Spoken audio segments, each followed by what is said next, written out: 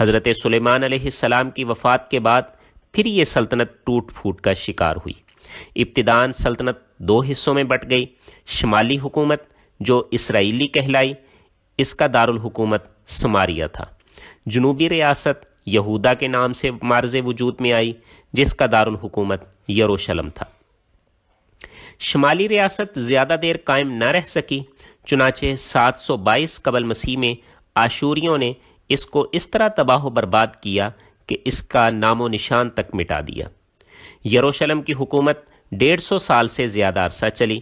پھر مشہور بابلی حکمران بخت نصر نے ان پر حملہ کر کے ان کی اینٹ سے اینٹ بجا دی اور ہیکل سلیمانی تباہ کر دیا، مقدس کتب کو جلا دیا اور تمام یہودیوں کو غلام بنا کر بابل لے گیا۔ بابل میں یہودیوں پر ظلم و ستم جاری رہا۔ آخر کار